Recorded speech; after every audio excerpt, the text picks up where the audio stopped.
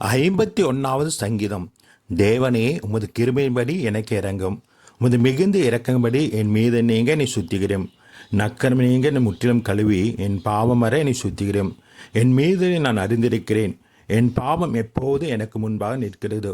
தேவரீர் ஒருவருக்கு விரோதமாக நான் பாவம் செய்து உமது கண்களுக்கு முன்பாக பொல்லாங்கனதை நடப்பித்தேன்.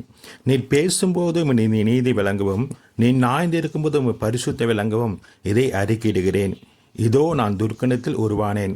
என் தாய் என்னை பாவத்தில் கர்ப்பந்தரித்தாள். இதோ உள்ளத்தில் உண்மையாக்க விரும்புகிறேன். அந்த காரணத்தினால் நாணத்தை எனக்கு தெரியப்படுத்துவே. நீர் என்னை ஈசோப்பினால் சுத்திகிறோம். அப்பொழுது நான் சுத்தமாவேன். என்னை கழுவி அருளும். அப்பொழுது நான் உறைந்த மலையிலும் வெண்மையாவேன். நான் சந்தோஷ மகிழ்ச்சியும் கேட்கும்படி செய்யும். அப்பொழுது நீ நொறுக்கின எலும்புகள் கழுவுறும்.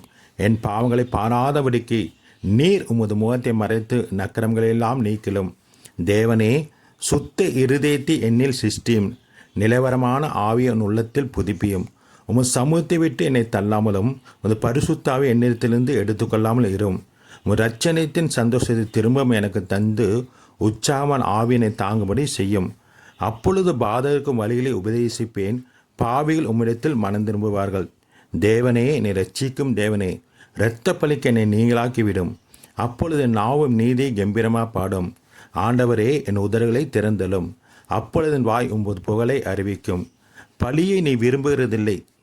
விரும்பினால் செலுத்துவேன். தகன பலி உமக்கு பிரியமானதல்ல. தேவனுக்கேற்ற பலிகள் நொறுங்குண்ட ஆவிதான். தேவனே, நொறுங்குண்டதும் நறுங்குண்டதுமான இருதயத்தை நீ புறக்கணீர்.